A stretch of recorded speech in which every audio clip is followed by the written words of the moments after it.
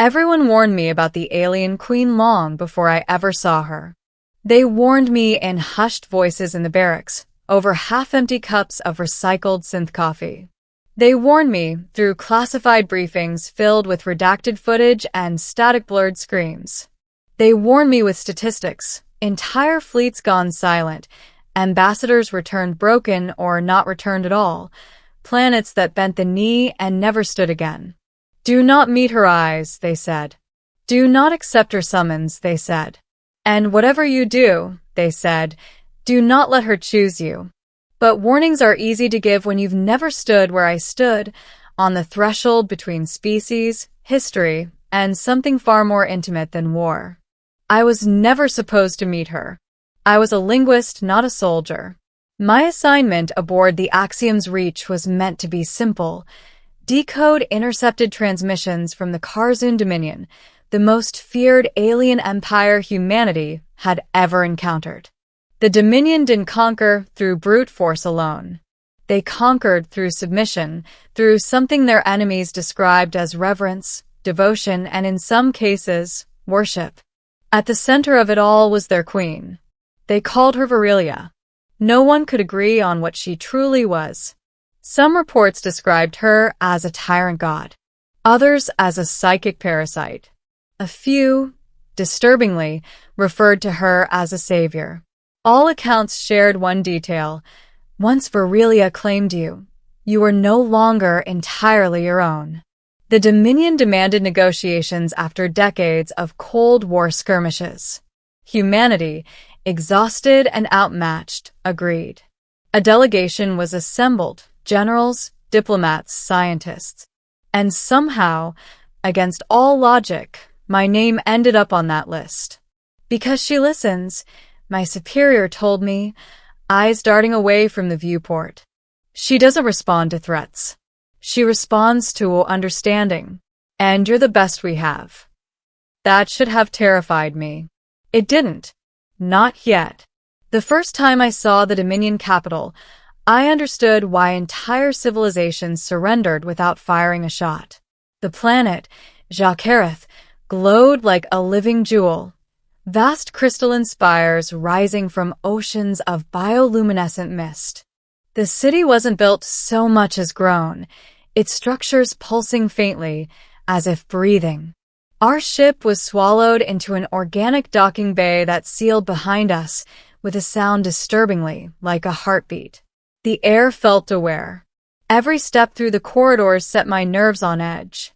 Dominion guards lined the halls, tall, elegant beings with obsidian skin etched in faintly glowing sigils. Their eyes followed me with unsettling curiosity, not hostility. We were escorted into the throne chamber. It was vast beyond comprehension, its ceiling lost in darkness, its floor a smooth mirror of liquid crystal. And at the far end, upon a living throne of shifting light, sat Virelia, the AlienQueen. She was nothing like the monsters I'd imagined. Yes, she was tall, taller than any human, with elongated limbs and skin like polished pearl shot through with veins of soft gold light. Her crown was not worn but grown, a halo of crystalline tendrils rising from her head. Her eyes were impossible, too deep, too knowing. But she was beautiful in a way that bypassed fear and went straight to the soul. When she looked at me, everything else faded. I didn't realize she dismissed the rest of the delegation until I was standing alone before her. "You are afraid," she said, her voice not spoken but felt, vibrating gently inside my skull. "But not of me." I swallowed. "I'm afraid of misunderstanding you." Her lips curved, just slightly. "Then you are the correct one." That was the moment everything changed. Negotiations stretched into days. Or weeks. Time behaved strangely in Virelia's presence. Each audience left me drained yet exhilarated, as if I'd run a marathon inside my own mind. She asked questions no alien ruler should care about human art, about music, about why we wrote stories where heroes lost and kept going anyway. You are fragile, she observed once. Yet you persist. We don't have a choice, I replied. She tilted her head. Neither do we. Between sessions, the other delegates grew uneasy. I could feel it in their stares, hear it in the whispers. She's influencing him, one general said. He's compromised, said another. She's marking him, a scientist muttered, voice trembling. I started noticing changes myself. I could understand the Dominion language without translating. I sensed emotions in the room before anyone spoke. Sometimes, I dreamed of standing beside Virilia on a balcony overlooking 1,000 worlds, dreams that felt less like imagination and more like memory. When I confronted her, she didn't deny it. I am attuning you, she said calmly. So you may survive what comes next. What comes next? I asked. Her gaze darkened. The end of pretending this is diplomacy. The truth came with brutal clarity. The Dominion wasn't seeking peace. They were preparing for something far worse, a cosmic force devouring star systems, erasing species as if they'd never existed. Humanity was next on its path. We cannot face it alone, Virilio admitted. But alliances forged through fear fail when tested. You're talking about claiming worlds, I said. About stripping them of free will. About binding them together, she corrected. So they do not fracture when the void arrives. And me? I asked quietly. Why me?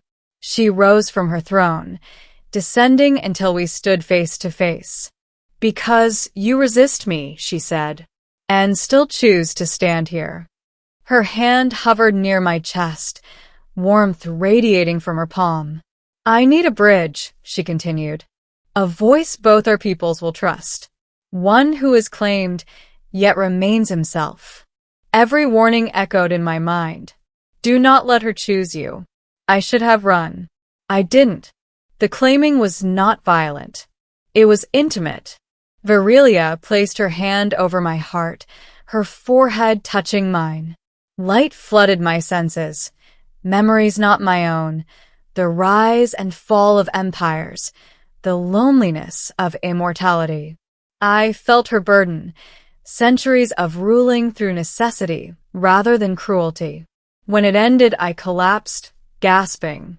I was still human, but I was no longer only human. The Dominion recognized me instantly. They knelt. The human delegation recoiled in horror. You did this, one of them accused her. You've enslaved him.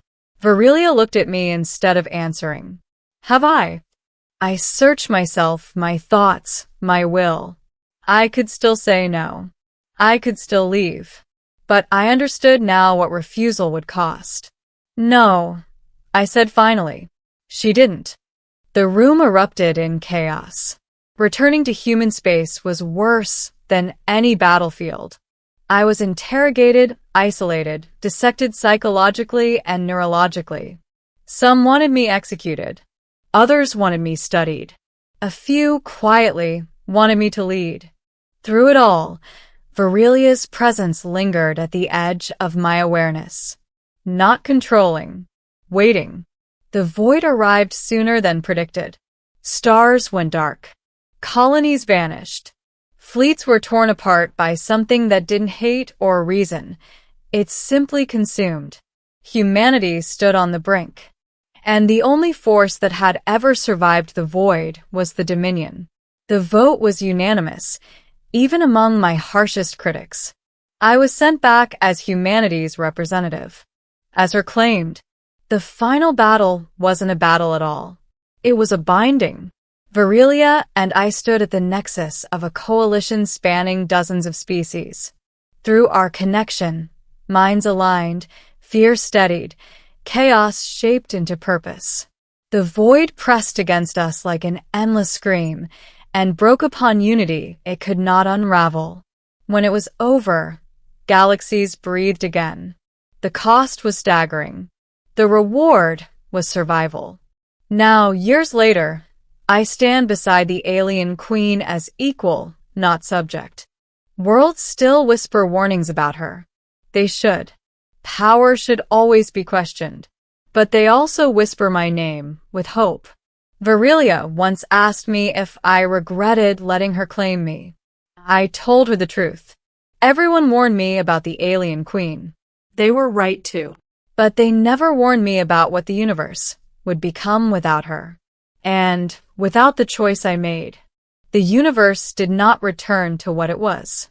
That was the lie many leaders tried to sell after the void was sealed, after the stars stopped dying and the great silence receded beyond known space.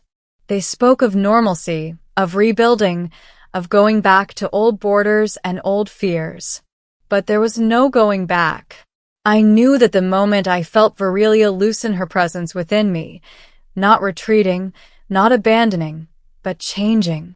Where once her thoughts brushed against mine like distant constellations, now they rested closer, warmer. Not possession. Partnership. The coalition worlds gathered on Jakareth for the first convergence since the Void's defeat. Species that once would have destroyed one another on sight now stood in shared halls. The Dominion banners no longer loomed alone. Human emblems hung beside them, equal in size, equal in weight. That alone unsettled many. Humans especially. I felt their stares as I entered the chamber, some filled with awe, others with resentment, a few with fear that had never truly faded. To them, I was a reminder of the line we had crossed. A man claimed by an AlienQueen. Virelia rose as I approached the throne, though she no longer sat upon it during convergence. The throne itself had been reshaped, lowered, widened, no longer singular. A symbol, she had told me, that rule no longer flowed in only one direction. You are uneasy, she said softly, her voice audible now, no longer confined to my mind alone. They're wondering if I still belong to them, I replied. And do you? She asked, not as a ruler testing loyalty, but as someone who truly wanted to know. I met her gaze. I belong to the future, I said, whatever shape it takes. For a long moment, the chamber was silent. Then Virelia did something no queen of the Dominion had ever done in recorded history. She bowed. Not deeply, but deliberately. To me. Gasps rippled through the gathered delegates. Cameras flashed. Translations lagged behind the moment itself, struggling to catch up with the meaning. I claimed you to save the many, Virelia said, her voice carrying effortlessly through the hall. But you chose to stand beside me. That choice matters. She turned to the assembly. Let it be known, she continued, that the age of silent conquest is over. No world will be bound without consent. No voice will be silenced in the name of survival again. The words were revolutionary, dangerous, necessary. In the years that followed, the galaxy reshaped itself, not without resistance.